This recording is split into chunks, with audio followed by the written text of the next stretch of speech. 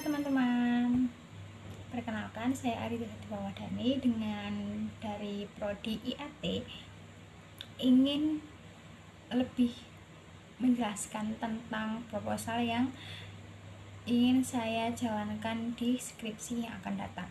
Jadi judul saya itu yaitu prinsip-prinsip komunikasi media sosial di era digital nih di sini ya. Nah, di situ kenapa Adiza itu mengambil judul itu, yaitu yang pertama karena relevansi dengan kehidupan sehari-hari, ya nggak sih? Karena kayak komunikasi itu merupakan integral atau tidak terpisahkan dari kehidupan kita. Lalu dalam konteks masyarakat yang modern ini sering kali mendapat kesalahpahaman antara orang-orang yang saling berinteraksi atau saling berkomunikasi tersebut. Nah, di sini saya akan mengeksplorasi bagaimana ajaran Al-Quran bisa dijadikan pedoman dalam berkomunikasi yang baik. Lalu alasan berikutnya yaitu kekayaan tafsir. Tahu sendiri kan kalau semisal kita itu tidak lepas dari tafsir atau tidak lepas dari Al-Quran, yaitu sebagai pedoman hidup kita. Nah, dari kekayaan tafsir ini saya akan lebih mengeksplorasi terkhusus nanti ayat-ayat yang membahas tentang komunikasi ya tentunya. Lalu direlevansikan lagi kehidupan yang sekarang, yaitu lebih ke media sosialnya. Nanti di situ saya akan mencantumkan seperti kata-kata populer seperti itu. Kalau semisal contohnya sekarang ya kayak netizen atau juga nanti banyaklah eksplorasi. Apalagi kita kan juga tidak lepas dari media sosial seperti TikTok, terus juga Instagram dan lain sebagainya. Lalu yang selanjutnya yaitu berperan dalam penelitian yang minim. Nah, padahal kan penting ya, menurut saya itu sangat penting komunikasi, tapi minim sekali penelitian yang membahas tentang ini. Lalu ke sesi yang selanjutnya yaitu novelty atau kebaruan apa sih yang saya ambil atau di penelitian saya ini. Nah, dari judulnya aja udah komunikasi di media sosial. Tentu saja saya akan banyak mengambil sampel atau kata-kata, entah itu fenomena atau apa itu yang ada di media sosial kayak gitu. Apalagi sekarang sudah menjamur banyak sekali orang-orang yang pakai media sosial tanpa memperhatikan etika berkomunikasi yang baik. Padahal kalau kita itu memperhatikan atau kita itu menyaring, itu akan lebih bijak dalam bermedia sosial. Lalu juga kita juga ingat dalam bermedia sosial itu ketika kita melanggar aturan itu bisa dituntut bahkan sampai ke hukum.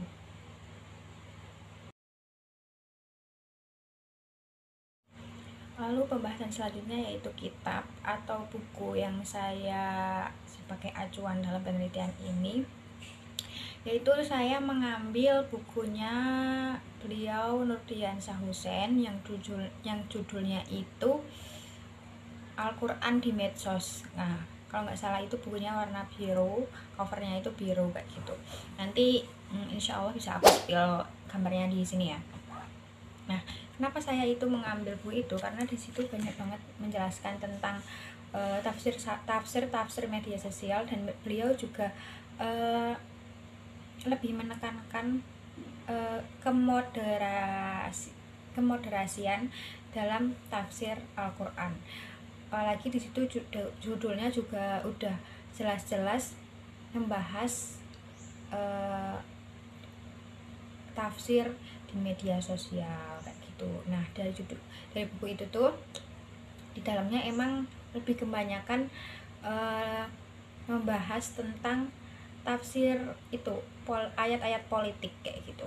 Tentang politik itu pokoknya udah lengkap banget di situ, recommended banget. Terus juga ini tafsir yang mengangkat tentang komunikasi yang relevan ini. Lalu pembahasannya selanjutnya yaitu metode atau teorinya itu, saya metodenya yaitu tafsir tematik yang beracuan pada bukunya Nurdiansyah Hussein. Tapi mohon maaf sekali, nanti kalau semisal saya udah dapat mesin pembimbing terus nanti cuma diganti tafsir tematik dan acuan utamanya itu bukan buku ini, tapi buku ini tuh menjadi sumber sekunder atau tersiarnya juga enggak apa-apa. Intinya dari judulnya itu seperti itu, nanti bisa diubah lagi, tidak apa-apa. Yang penting kan nanti revisi sempurnanya udah seperti ini ya. Lalu rencana penelitian atau rencana pembahasan. Nah, atau kalau di teks sempronya itu sistematika pembahasan, yaitu yang bab 2 itu membahas tentang penafsiran Al-Quran di era digital, apa aja ayat-ayatnya kayak gitu. Terus saya akan memasukkan teori-teori media sosial. Terus yang ketiga tentang prinsip komunikasi seperti apa, etikanya seperti apa dalam Al-Quran, dan juga di situ mencantumkan tentang ayat-ayatnya. Lalu yang bab 4 itu penafsiran ayat-ayat komunikasi di era digital. Oh, yang bab 2 itu nggak ada ayat-ayatnya, lalu dimasukin ke bab 4 itu ya. Sekian presentasi dari Ariza tentang bagaimana rencana skripsi yang akan Ariza tulis, Ariza teliti. Kurang lebihnya mohon maaf. Kalau misal kita mau sharing-sharing, boleh banget di kolom komentar. Untuk Bapak dosen, boleh banget apabila nanti ada masukan-masukan, boleh komen juga di kolom komentar. Terima kasih Bapak atas bimbingan dari mata kuliah Sempro kemarin, dari dosen penguji atas Sempro kemarin. Terima kasih banyak, sangat bermanfaat sekali, alhamdulillah. Semoga saya sanggup, semoga